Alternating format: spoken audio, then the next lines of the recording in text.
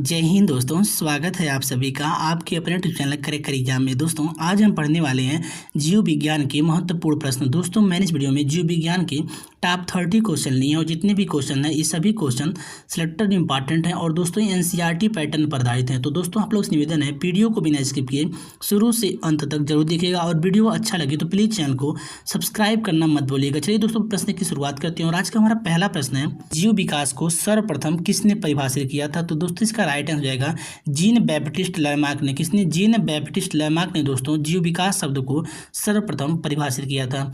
अगला प्रश्न है, वैज्ञानिकों ने आधुनिक मनुष्य का अंतिम पूर्वज किसे माना है? तो दोस्तों इसका राइट आंसर जाएगा क्रो मैग्नान मानव। किसे? क्रो मैग्नान मानव को दोस्तों वैज्ञानिकों ने आधुनिक मनुष्य का अंतिम पूर्वज माना है। ठीक। अगला है, पृथ्वी पर जीव का उद्गम लगभग कितने वर्ष पहले हुआ था? तो दोस्तों इसका राइट आंसर होगा 2 अरब वर्ष पूर्व। कब? 2 अरब वर्ष पहले दोस्तों पृथ्वी पर जीव का उद्गम हुआ था, इसे ध्यान में रखिएगा। अगला प्रश्न है, विकासवाद का सिद्धांत जिसे हम इंग्लिश में थ्योरी ऑफ इवैल्यूएशन के नाम से जानते हैं किसने दिया था? तो दोस्तों इसका राइट आंसर होगा चार्ल्स डार्विन ने। किसने? चार्ल्स डार्विन वैज्ञानिक दोस्तों विकासवाद का सिद्धांत दिया था। Very very most important question दोस्तों, इसे ध्यान में रखिए, प्रश्न कई बार परीक्षा में पूछा गया है। अगला प्रश्न है, उद्विकास का मुख्य कारक क्या है? तो दोस्तों इसका राइट आंसर जाएगा जो उद्विकास का मुख्य कारक है वह प्राकृतिक वर्णन जिसे हम नेचुरल सिलेक्शन के नाम से जानते हैं। ठीक। अगला प्रश्न है, उद्विकास के उत्परिवर्तन का सिद्धांत किसने दिया था? तो दोस्तों इसका राइट आंसर जाएगा ह्यूगो डी ब्रिज ने। किसने? ह्यूगो डी ब्रिज वैज्ञानिक ने दोस्तों उत्विकास के उत्परिवर्तन का सिद्धांत प्रतिपादित किया था। ठीक। अगला प्रश्न है, मैमथ किस जीव का पूर्वज है? तो दोस्तों इसका राइट आंसर होगा हाथी। किसका? हाथी का दोस्तों पूर्वज क्या है? मैमथ है। Very very most important question दोस्तों, इसे भी ध्यान में रखिएगा। अगला प्रश्न है, पृथ्वी पर सबसे पहले किस जीव की उत्पत्ति मानी जाती है? तो दोस्तों इसका राइट आंसर जाएगा नीलहरित शैवाल की। किसकी? नीलहरित शैवाल की दोस्तों पृथ्वी पर सबसे पहले उत्पत्ति मानी जाती है। अगला प्रश्न है, शीत ऋतु में पशुओं की प्रसूति काल जिसे हम डार्मेंसी पीरियड के नाम से जानते हैं को क्या कहते हैं? तो दोस्तों जो शीत ऋतु में पशुओं की प्रसूति काल होती है उसे हम हाइबरनेशन के नाम से जानते हैं। Very very most important question दोस्तों, इसे ध्यान में रखिएगा। दोस्तों वीडियो में आगे बढ़ने से पहले आप लोगों से छोटी सी रिक्वेस्ट है, यदि आप लोग अभी तक हमारे चैनल को सब्सक्राइब नहीं किए हैं तो प्लीज़ चैनल को सब्सक्राइब तथा वीडियो को लाइक और शेयर जरूर करें। दोस्तों आपका लाइक और शेयर ही हमें अगला वीडियो बनाने के लिए मोटिवेट करता है। अगला प्रश्न है, किस जीव में स्नायु तंत्र जिसे हम नर्वस सिस्टम के नाम से जानते हैं होता है परंतु क्या होता है मस्तिष्क नहीं होता? यानी किस जीव में स्नायु तंत्र होता है परंतु मस्तिष्क नहीं होता है? तो कौन सा जीव है? तारमीन, जिसे हम स्टार फिश के नाम से जानते हैं। Very very most important question दोस्तों, इसे भी ध्यान में रखिएगा। अगला प्रश्न है, जीवाणु में किस प्रकार के राइबोसोम पाए जाते हैं? तो दोस्तों इसका राइट आंसर जाएगा 70S राइबोसोम। क्या जो नाम है दोस्तों उसका क्या है? 70S राइबोसोम दोस्तों जीवाणु में पाए जाते हैं। अगला प्रश्न है, मोसोजाइक युग में किस पक्षी का जन्म हुआ था जो एक सरीसृप के अंतर्गत आता है? तो दोस्तों इसका राइट आंसर होगा शुतुरमुर्ग। किस पक्षी का? शुतुरमुर्ग का दोस्तों मोसोजाइक युग में क्या हुआ था? उत्पत्ति हुई थी। अगला प्रश्न है, नीलहरित शैवाल जीवाणु तथा कवक में लवक नहीं पाए जाते हैं बल्कि लोमली के आकार की कौन सी रचना पाई जाती है? तो दोस्तों इसका राइट आंसर जाएगा क्रोमैटोफोर्स। कौन सी रचना? क्रोमैटोफोर्स जैसी रचना दोस्तों पाई जाती है। अगला प्रश्न है, किस प्रकार के पौधों में जाइलम वाहिकाओं का अभाव होता है? तो दोस्तों इसका राइट आंसर हो जाएगा अनावृत्ति एवं टेडोफाइट जैसे पौधों में। किसमें? अनावृत्ति एवं टेडोफाइट जैसे पौधों में दोस्तों क्या होता है? जाइलम वाहिकाओं का अभाव होता है। ठीक। अगला प्रश्न है, 5 जगत वर्गीकरण जिसे हम 5 किंगडम क्लासिफिकेशन के नाम से जानते हैं किसने प्रस्तुत किया था? तो दोस्तों इसका राइट आंसर जाएगा व्हिटेकर ने। कौन? व्हिटेकर एक वैज्ञानिक दोस्तों जिसने 5 जगत वर्गीकरण का क्या होता प्रस्तुत किया था, इसे ध्यान रखिएगा। अगला प्रश्न है, जंपिंग जीन की खोज किसने की थी? तो दोस्तों इसका राइट आंसर होगा मैकक्लिंटॉक ने। किसने?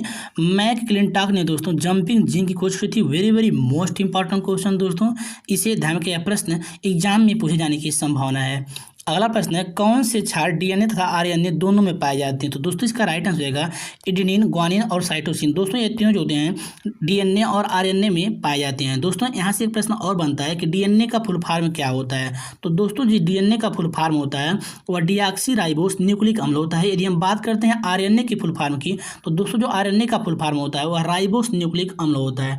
दोस्तों डीएनए होता है उसमें 4 प्रकार के क्षार पाए जाते हैं जो क्या होते हैं? एडेनिन होता है, ग्वानिन होता है, थायमिन होता है और साइटोसिन होता है। लेकिन दोस्तों जो आरएनए होता है इसमें थायमिन के स्थान पर क्या होता है, यूरेसिल पाया जाता है। दोस्तों यहाँ से प्रश्न कई परीक्षाएं पूछा गया है कि आरएनए में डीएनए के अलावा कौन सा तत्व पाया जाता है या कौन सा क्षार पाया जाता है, तो यूरेसिल पाया जाता है। Very very most important question दोस्तों, इसे ध्यान में रखिएगा।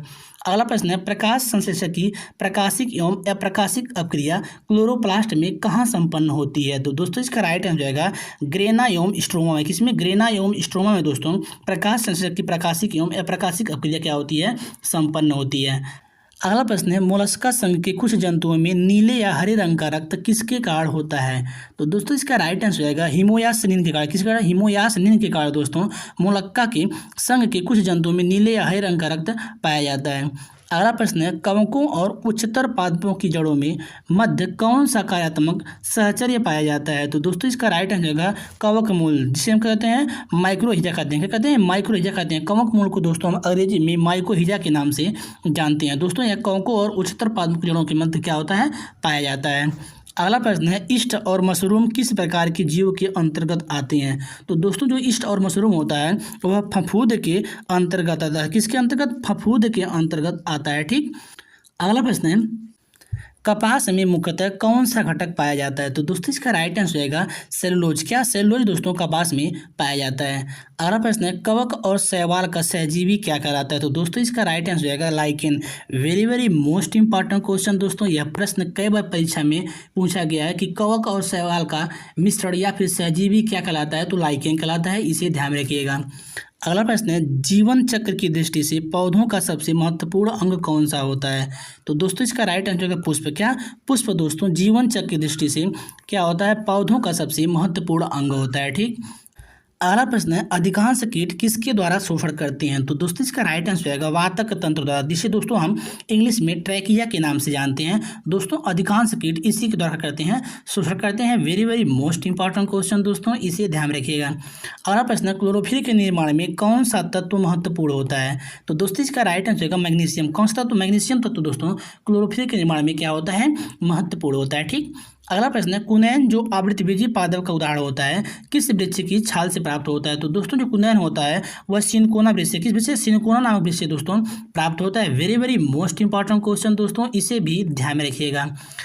अगला प्रश्न है, सेब का लाल रंग किसके कारण होता है, तो दोस्तों इसका राइट आंसर जाएगा एंथोसायनिन। किसके कारण, एंथोसायनिन के कारण दोस्तों सेब का लाल रंग होता है।